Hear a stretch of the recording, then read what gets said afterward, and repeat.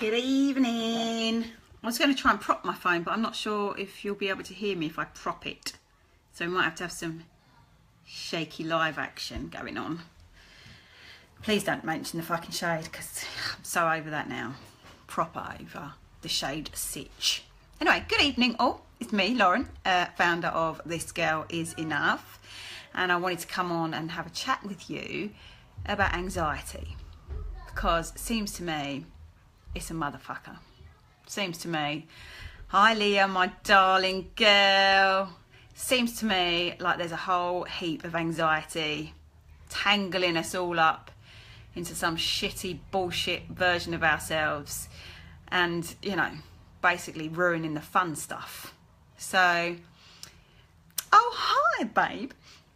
Laura, my darling. Hello.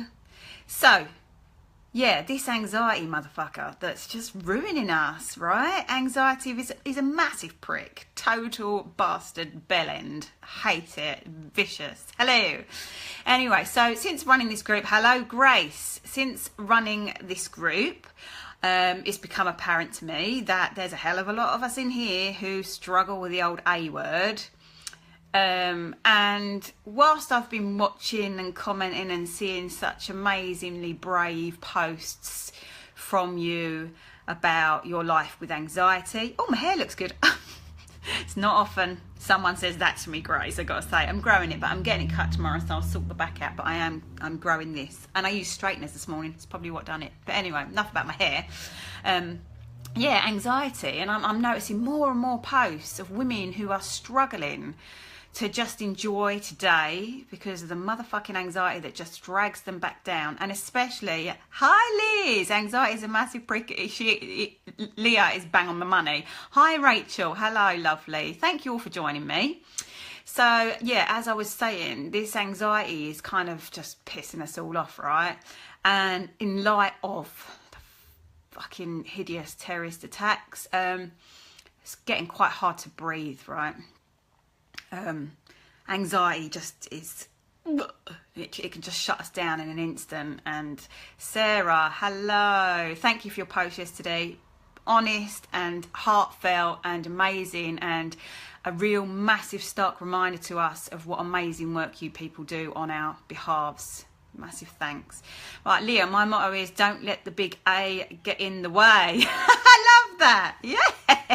What a mantra. Don't let the big A get in the way. Sometimes it's hard, isn't it, to just push it aside and tell it to do one. And now it's kind of ruining your life. And one of the biggest things, you know, and I've been thinking about this today, anxiety. Actually, I went for some tapping with the amazing Samantha Selby. You're welcome. And thinking, how do I feel anxiety?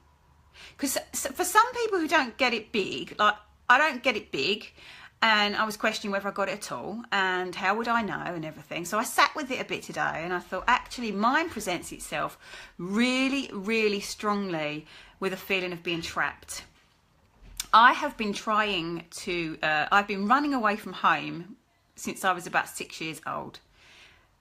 Anytime any kind of panic comes in or any uncomfortable feelings, I bolt for the door. I feel so trapped. Other situations is, and this happened a couple of weeks ago, I go and check into a hotel because I just can't bear to be around people. Ironic when I sell my soul for the devil, right? But I call it hotel calling, and it's an actual thing in my house. My husband knows it. I'm just going for some hotel calling. The hotel's calling. I just can't do people today, and I need to, and I just go and buy a whole bag of loot from Tesco on the way and hole myself up in a hotel room with wine out of mugs and what did we have, Maltesers and Kit Kats the other night when I'd done a hotel calling because I just needed to escape people.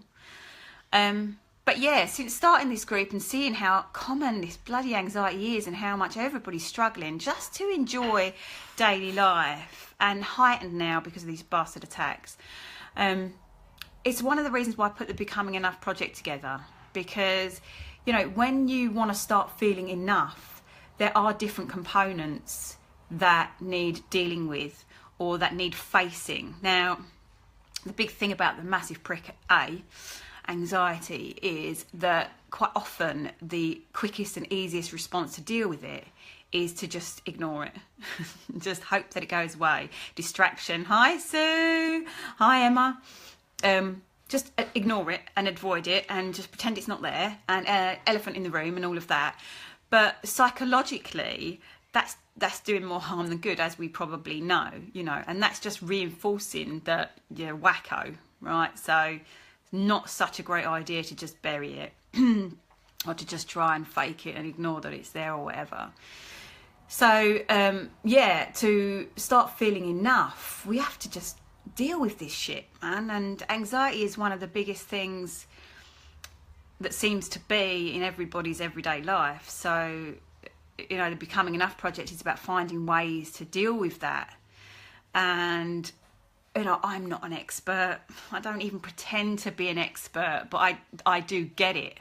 And I'm aware that women are suffering, and that really fucking pisses me off and upsets me and makes me want to do some kind of action that's going to help other women.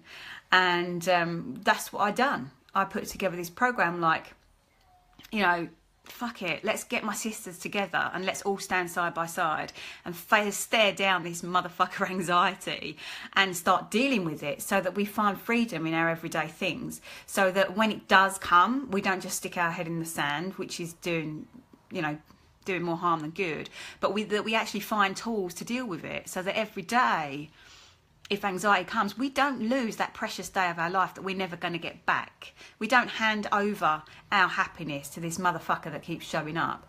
We stand tall and we face it down, and we kind of use our tools that we learn along the way to just tell it to do one, that it's a massive prick and it can do one, so that we can go about our life and actually just fucking start to enjoy it a bit more.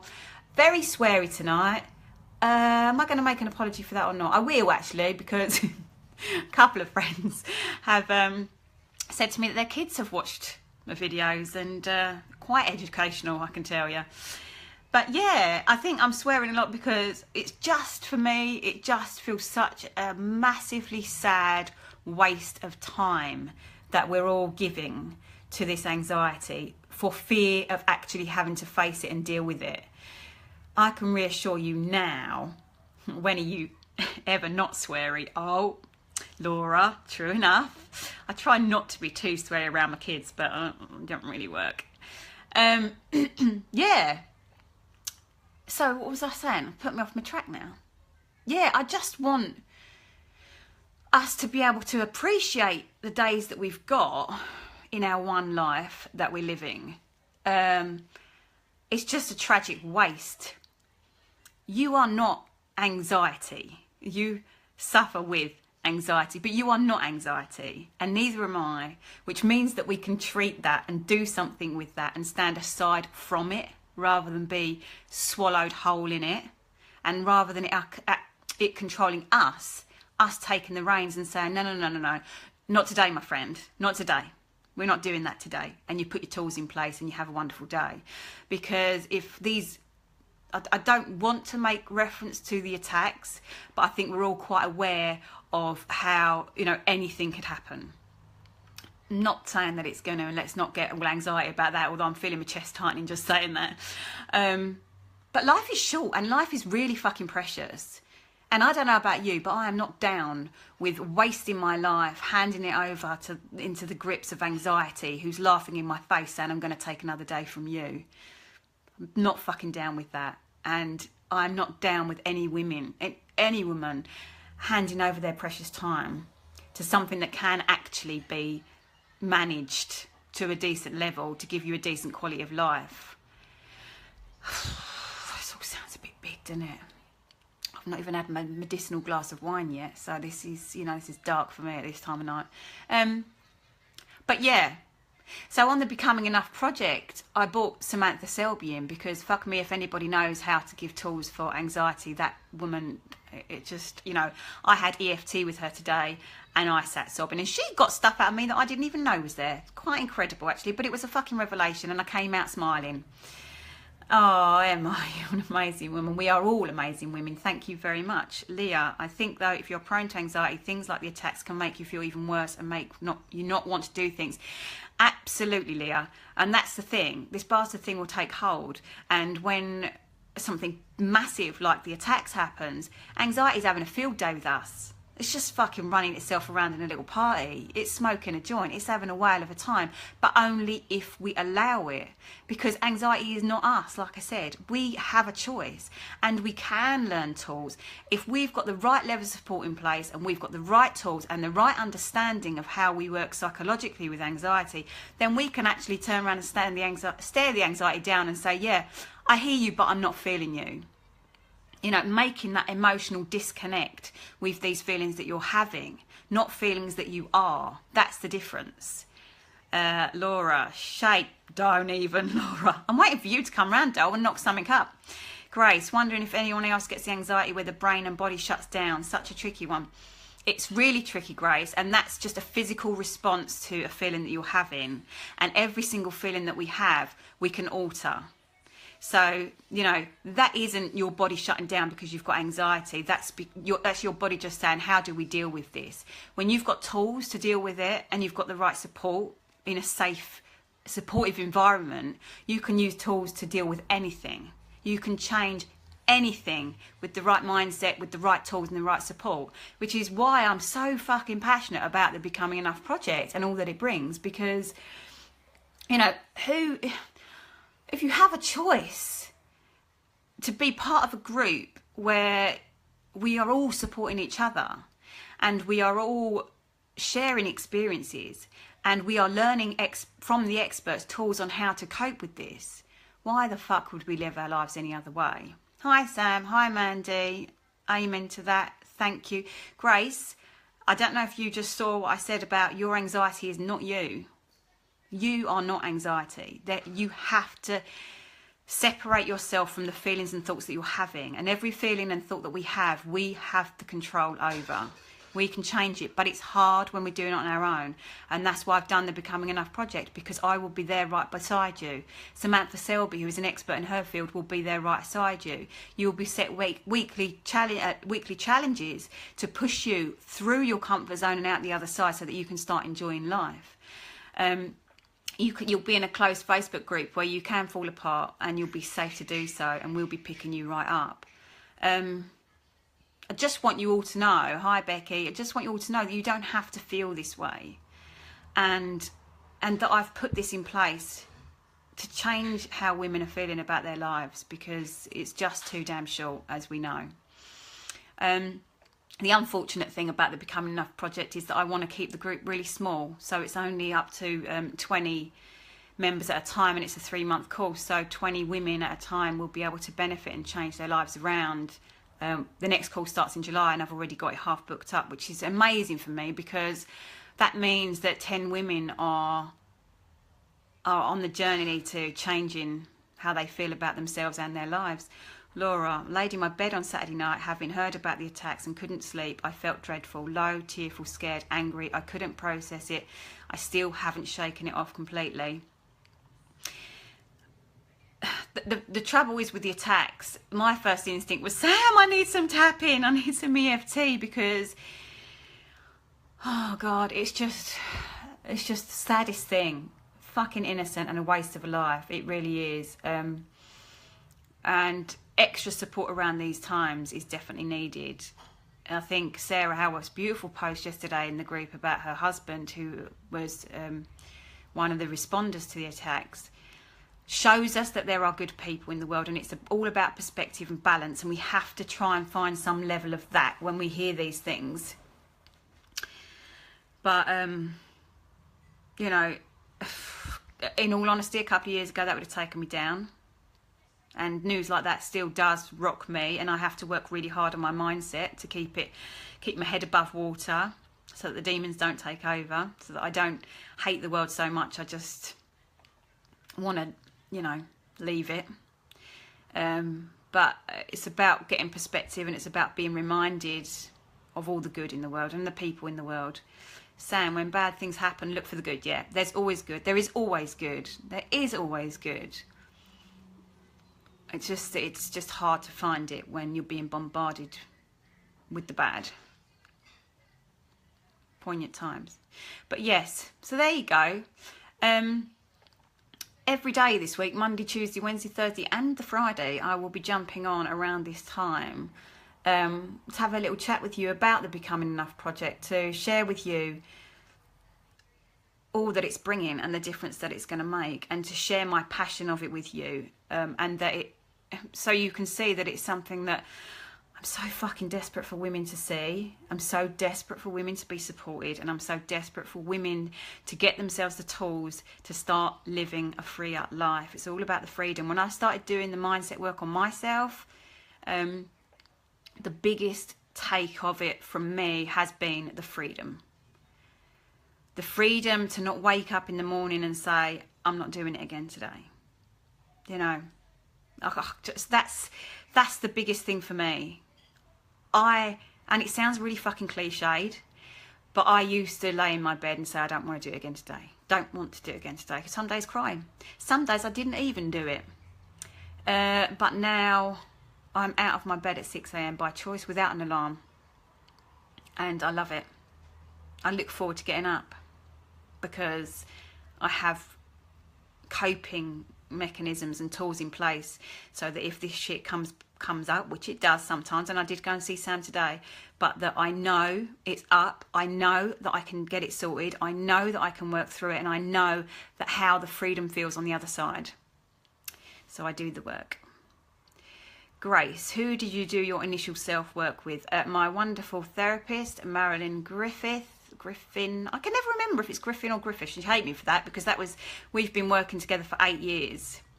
She is a hypnotherapist in Bocking, but I think she's moving soon, but she's incredible. And obviously Sam Selby I work with as well. Leah, I think a big part of me managing my anxiety is just being honest with people and feeling like it's okay to tell people if I don't feel okay. The first step for me in doing that was telling people who I knew had anxiety that I suffered with anxiety, and helped me so much and gave me the confidence to be honest with people who didn't suffer with it. This project is going to be amazing and will help so many women. Thank you, Leah. And do you know what? Nothing is as big when you talk about it. Nothing is as big when you draw up every inch of strength you've got and say to the woman next to you, I'm struggling with anxiety, and she turns around and says, so am I. Half your problem's there. It just reduces by half, because all of a sudden you're not alone. Sam, and we have to feel this stuff, feel the emotions and move forward. Absolutely. You know, you love the project too. Good job. I have a mantra which I use when it creeps up on me. Allow it, feel it. So allow the sicky, horrible anxiety, chest tightening, feeling like you're being watched, feeling like you want to escape, feeling like you just want to get off the world. Allow those feelings, because they're there for a reason. Feel them, cry it out, scream it out, shout it out, punch it out, whatever you need, not on other people. Obviously, I'm talking like kickboxing and shit. And then fuck it off. It's like that thing, you can feel it all, you're allowed to feel it all, it does come, we can't pretend it doesn't. Nobody lives a perfectly positive life, but do not unpack and stay there. Hi, Lindsay. Right, Leah, absolutely, it's just getting those words out in the first place, but once you do, the relief is amazing. I can't even tell you how true that is. So my biggest taboo, I suppose, was my domestic violence story, which I held on to for 8 years. And when I put it out there, the relief, the fucking relief. And I can't even tell you how many emails I had from women who are going through it. And, you know, when you've got a sisterhood who get it around you, it makes it so much easier to go through, which is why with the Becoming Enough project, I've done it in groups of 20. Although, this is quite exciting, I'm just trying to collate a one-to-one version. So it will be the 3 months course online, with all my experts, with me, weekly challenges, gift box, and all the other stuff that comes with the big program, but we'll be working one-to-one. So for people who aren't comfortable doing it in a group environment, for people who want to be able to have the safe space to disclose, but without the bastard fear of judgment, for people who don't want to do it outwardly, don't want other people knowing they're doing it, you know, if you're someone who's not a sharer, then, you know, we can work together one-to-one with the same program so that you still benefit, so that it reaches those women who aren't happy to do it. you know, in an arena of 20. But the group of 20 is so that we can all support each other, and so that we can all, you know, share our experiences and what's helped us, and we can all grow together. And starting the program together and seeing where we all begin and where we all end is going to be massive. I just can't fucking wait. I really, really cannot wait to see these transformations. Hi Lorna, hi Samantha. Anyway, that was me. I'm freezing. I'm sitting in this office and I'm dressed for summer, but it seems to be winter and I'm really fucking cold. My feet are like ice blocks. I'm starting to get a shake on because my arms are balancing to hold my phone. So I'm going to leave that with you there. I hope it makes you feel less alone. And I hope you really take on board that you don't have to live with this bastard anxiety, or, hey, you lovely lady, or that anxiety shouldn't be stealing any more days from you. And if it creeps up, you can get it under control. So all the love to all of you. Be kind to yourselves tonight. I'll be back here at 7:30 tomorrow talking about a different topic. Can I see what the topic is? Hold on, I did write it down because I'm quite organised like that. So tomorrow I'm going to be just talking loosely about finding yourself. If you find yourself constantly living in past experiences. So if there's something like my head was divorce, going over and over and over and over past experiences, how could it have been different? What did I do wrong? But living in the past instead of living in the now. Tomorrow I'm going to talk a little bit about that, because that's another thing that leaves us feeling enough, makes us question, you know, our own happiness. Oh God, tune in tomorrow then for 7:30, Grace. But anyway, the reason why I'm doing it these 5 days is the lead up to, because on Saturday the Becoming Enough project goes to full price. So, you know, if you want to jump on and get down and dirty with me for 3 months online, do it before Saturday, and also do it quite quick because it's 4:30 already. So I wouldn't want anyone to miss out. But I will be here tomorrow talking about let's see what happens when we're living in our past experiences. You need to get on Women's Hour. I don't think they'd have all the cursing, Sam, would they? I don't think Radio 4 could deal with my potty mouth. I'm not sure. But anyway, if they invite me, sure, fuck it, I'll go. So there you go. Tomorrow let's deal with how it feels to be living in the past and why you don't need to. I'll see you all then. Have a lovely evening. Goodbye, my darlings.